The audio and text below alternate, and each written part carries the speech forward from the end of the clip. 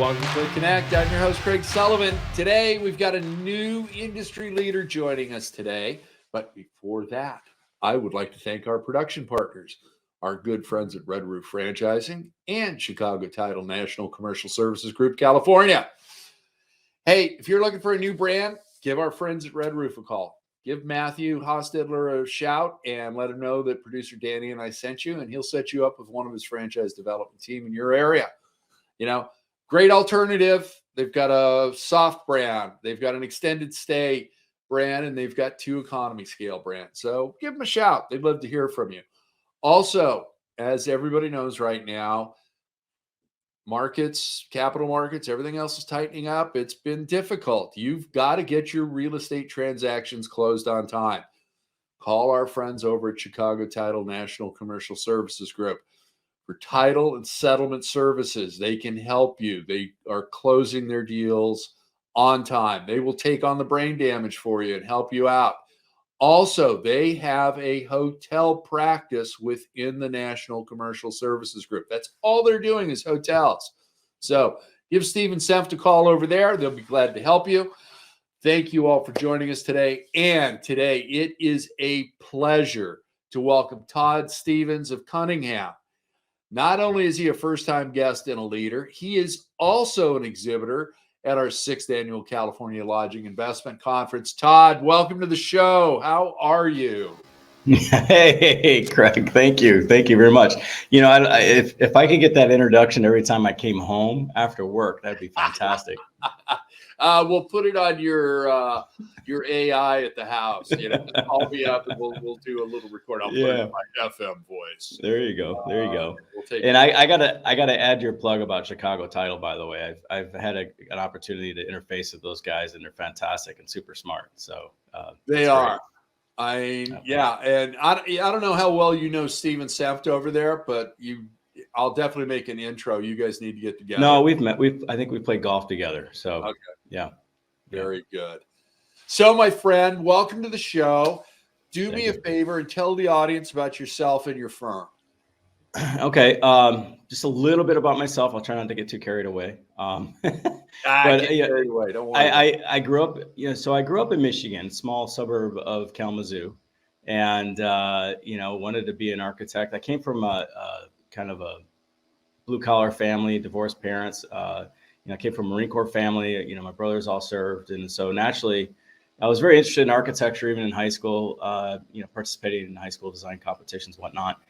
But, when I graduated, I thought it was my time to go sign up for the Marine Corps.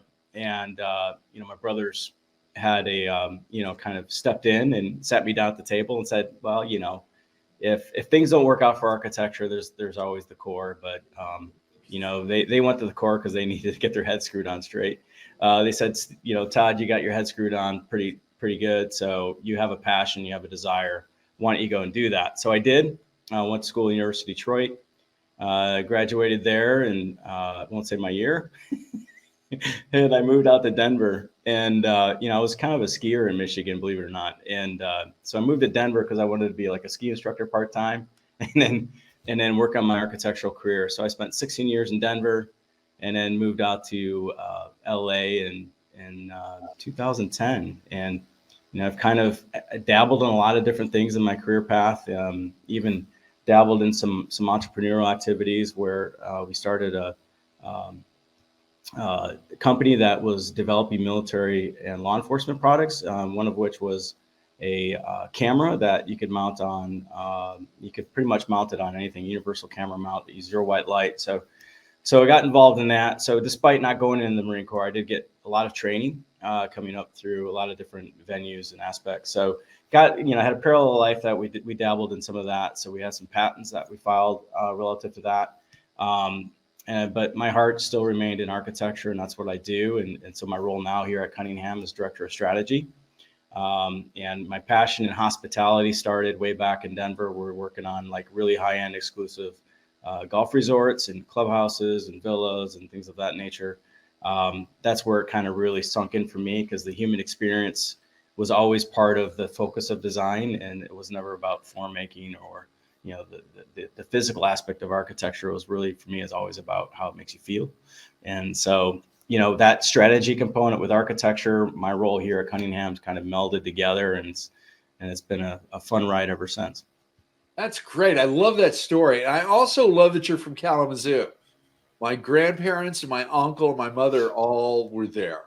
And I used to go back there for summers. I'm not going to say when because I'm substantially older.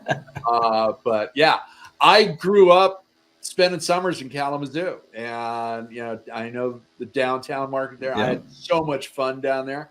There used to be a guy by the name of Louis who had a tobacco and news store. And he had a secret passage to his stock humidor.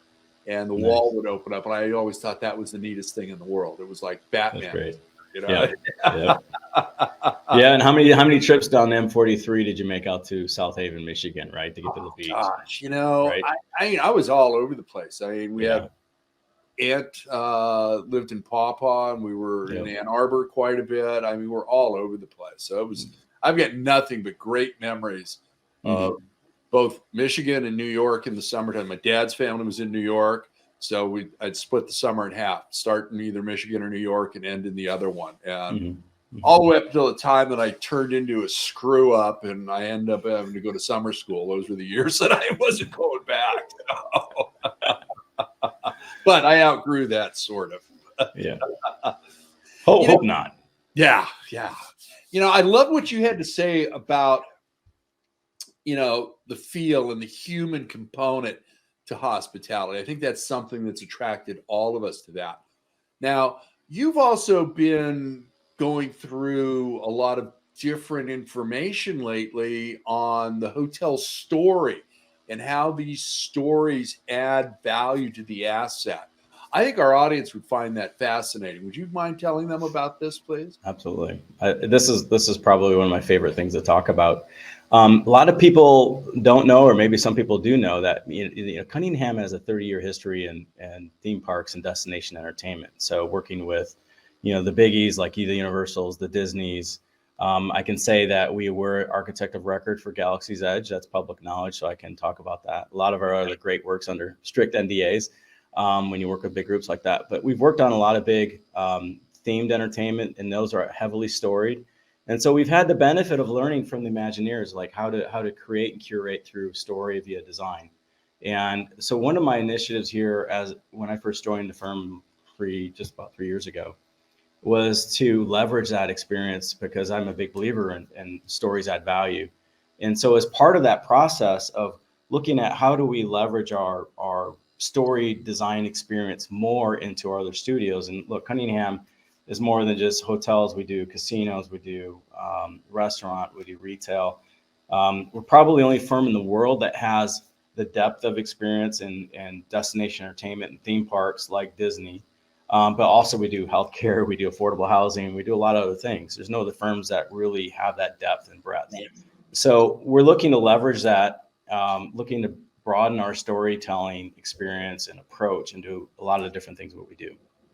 And so in doing that, we've gone through and gathered and compiled a bunch of data and research, and there's tons of data on the science behind stories and why stories add value. And one of the coolest things we found was the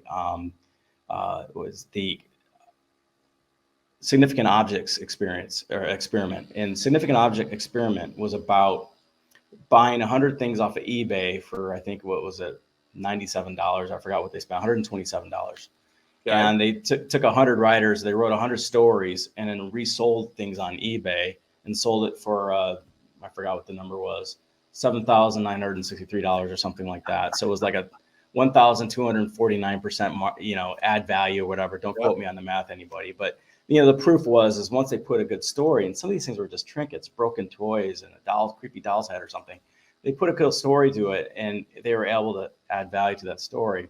And so I really wanted to understand why. Where did that come from? So we compiled the science, and we've gathered, I don't know, probably of all the different periodicals. You added all the others, over 120 different periodicals. And so they've done fMRI mapping, where they actually, they map the brain through fMRI technologies, and they look at what happens in the brain between the storyteller and the listener.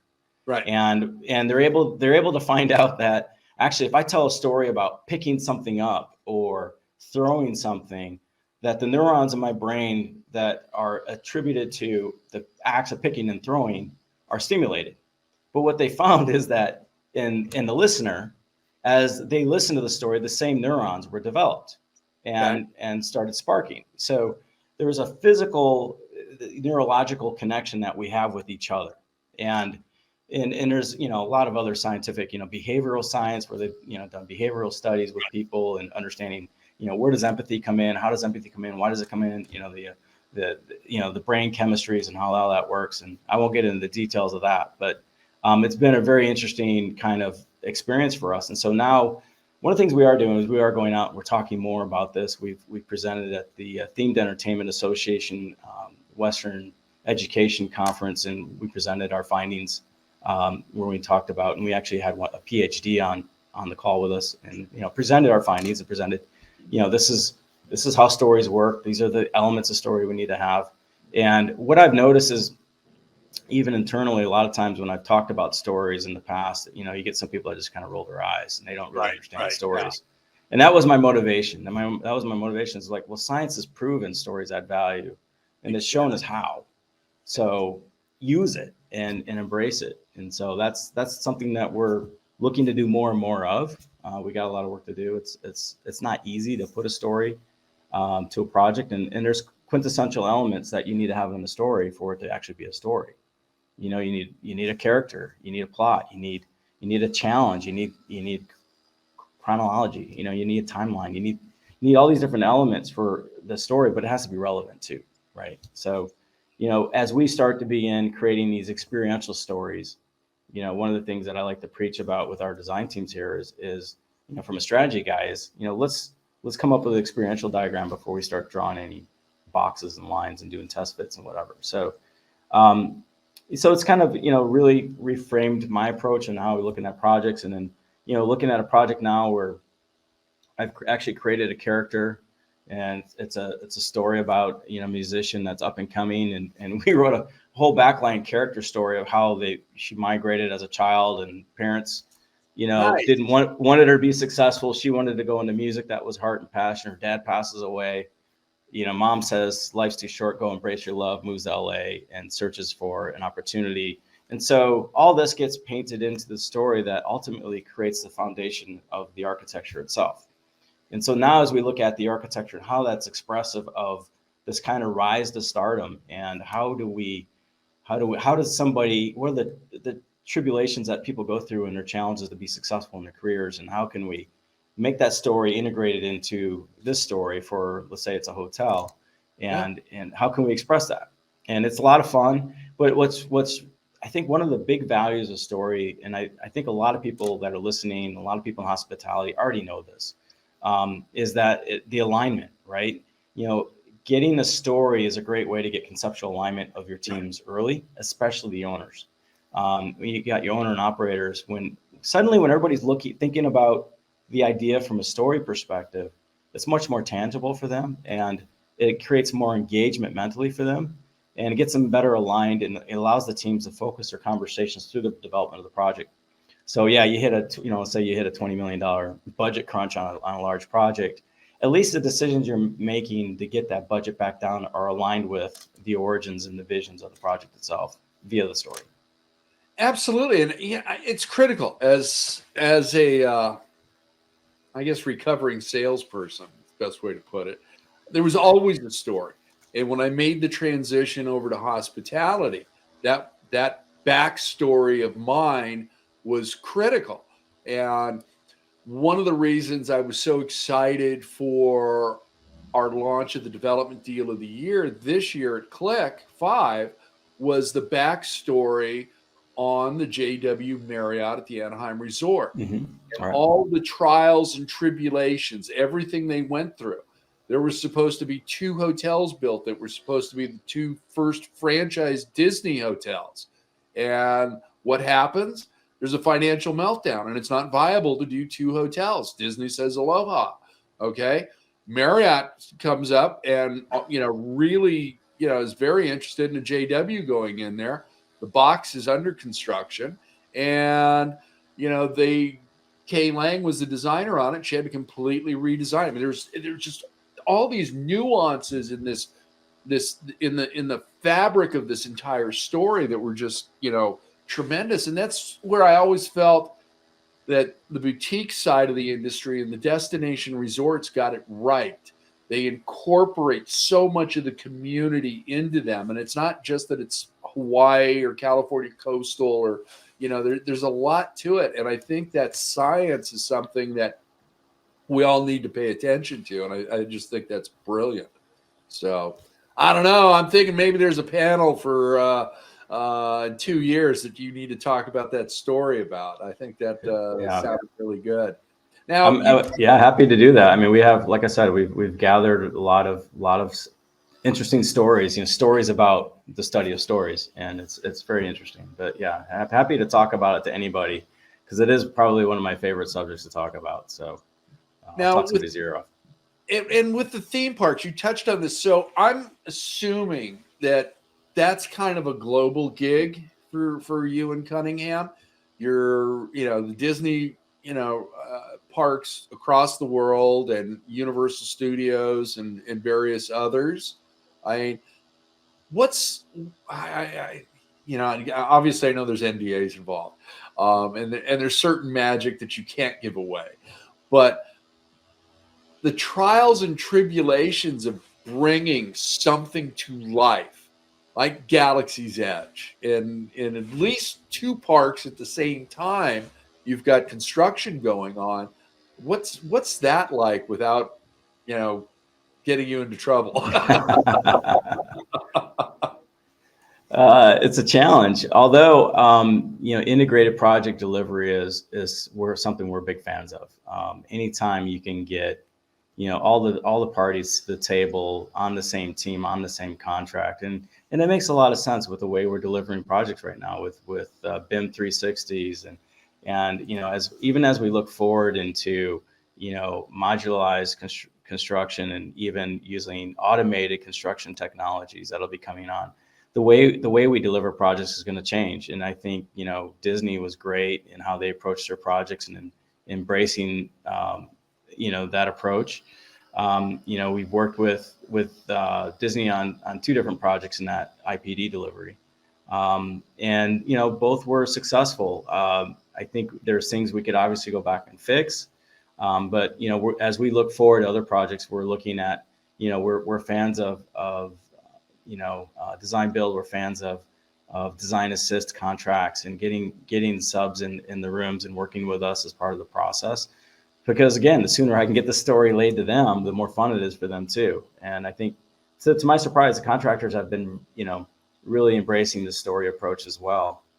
And again, I think your audience in the hospitality industry knows this already, but it's been a lot of fun. So, the cool thing about all that is the level of detail that you have to deliver something like a Galaxy's Edge or a themed destination it's sensitivity to the X degree. I mean, it's insane.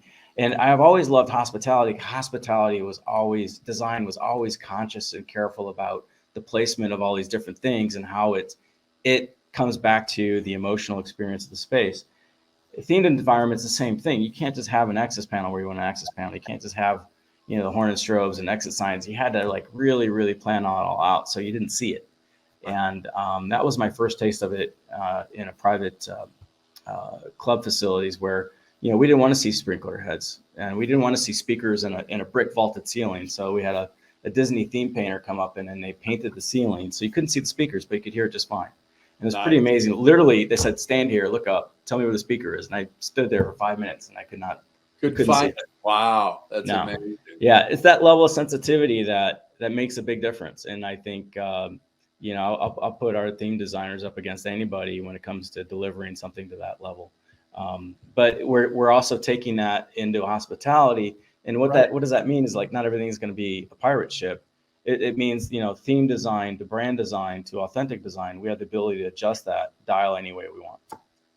Well, and let's take it a step farther. I mean, with the casinos, they have themes. Yeah. It may not be the same theme running throughout the entire gaming floor, but they've got themed areas. So it all meshes. And that's the thing that I like. And I've always liked story. So there's one story I really got to ask you about. And that's the Pendry Hotel in Newport Beach and Fashion Island. You guys are working on that. Well, correction, we're not working on that one. Oh, okay. Oh, we finished up the West Hollywood Pendry. Ah, okay. Yeah. All right. Yeah. So West Hollywood's in Hollywood. Yeah. Yeah. The West Hollywood is an interesting story.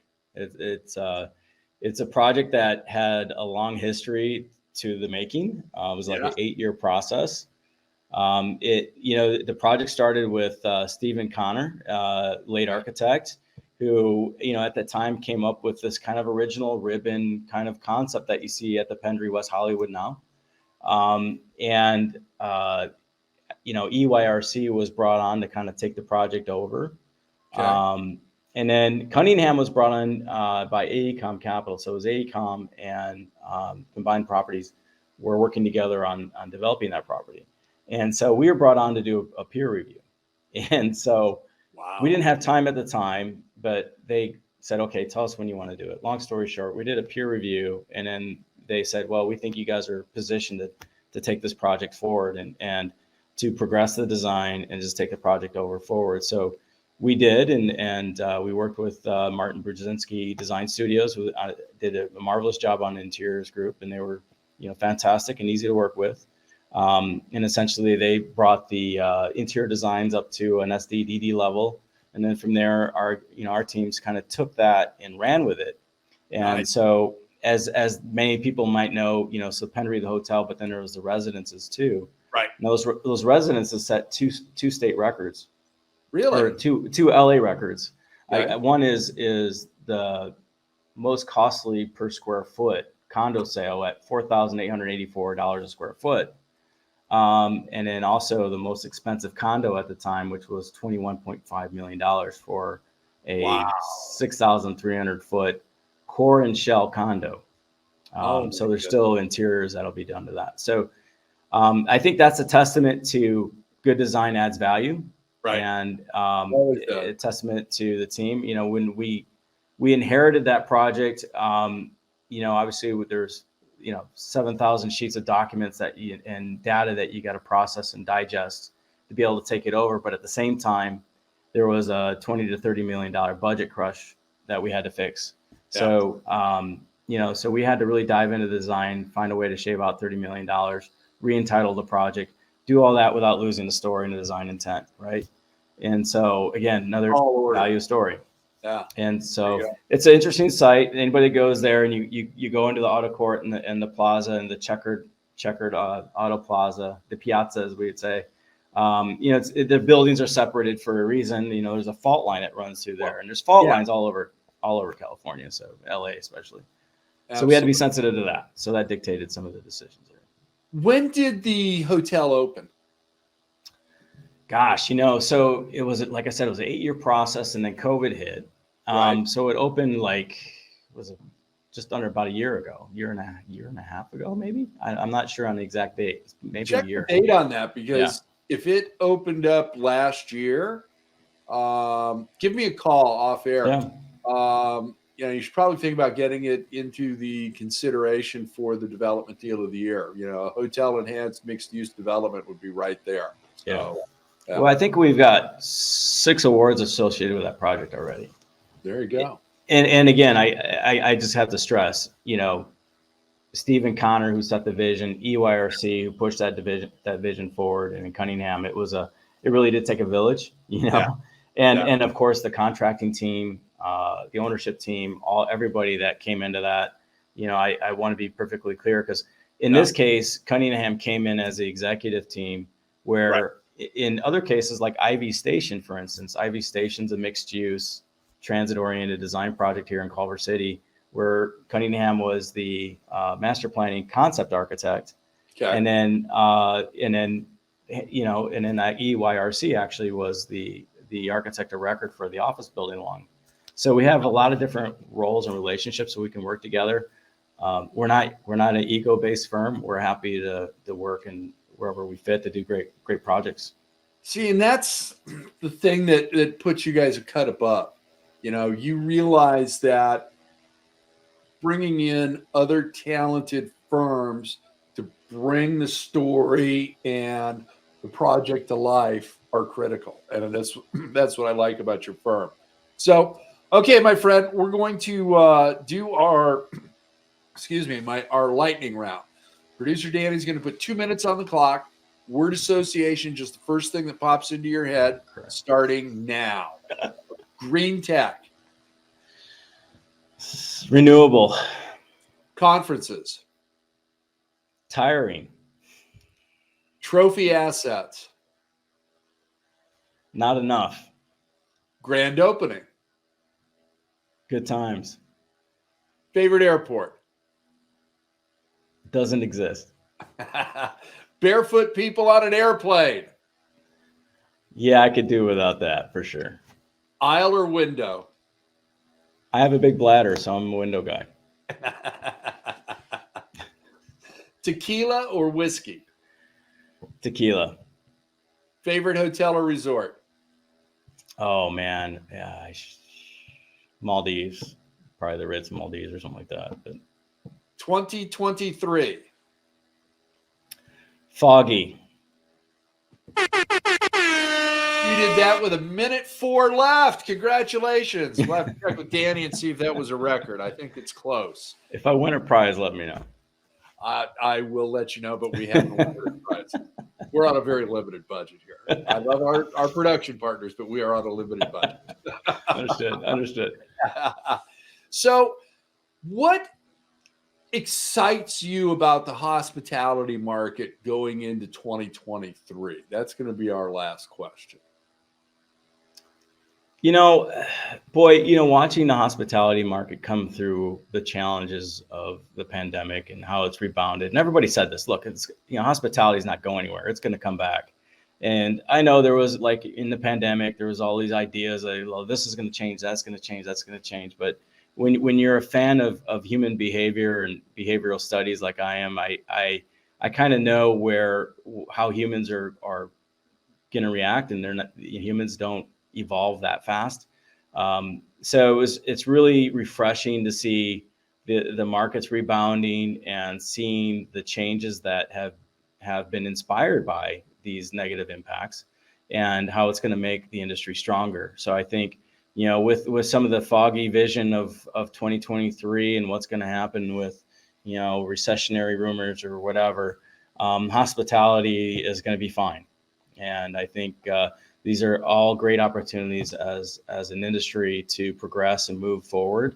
I think there's some great opportunities, to learn from other elements that we're competing with. Look at Airbnbs and other things where we can really create some really cool hospitality experiences, and where it's you're not going to this big boxy building anymore. We can create fun, active spaces that can be engaging and emotionally appealing to people, and then also tell a story. And that story you touched on earlier, that story needs to relate to the community. It's not just some random story. Right. That story has to have a community tie. It has to have context. It has to have all the important elements of that. And of course, Cunningham, we're huge on regenerative design and creating, spaces for a healthy world. And that's what we're trying to do. I love it, my friend. Thank you very much for joining the conversation today. You've got an open invitation to come back anytime you want. Thank you. Thank you very much. Shameless plug. How can people get a hold of you? Well, they can contact me via email at tstevens@cunningham.com. And I would just say Cunningham has one N, not two. That's the biggest typo that happens. I sent you an email. Like, yeah, is it one N or two? It's usually the two N, because Outlook will try to autocorrect that. Obviously, visit our webpage, which is still, we're making some refinements on our webpage. But, and again, a lot of our best work's under NDA and in hospitality and outside of hospitality. But, feel free to reach out to myself or any of my colleagues. And happy to have a conversation, engage. You'll see me at the conference, and I'll probably be at the guy at the bar at 2:00 in the morning, still standing. So sounds like it's easy. That's the easiest way to find me. There you go. Todd, thank you very much. It means the world to me that you were able to join us today. Thank you. It means a lot to me, Craig. I really appreciate it. Take care. All right. Thank you. Thank you, our audience, for joining us today. See, we have had new industry leaders that you need to meet all season. That has been our narrative thread. Now, we've only got 2 more shows before the end of the year, and then producer Danny and I are going to take a little bit of a break. But we will be back with a very light schedule in January, but really kicking it off in February. And then we're going to work around the CLIC conference in March as well.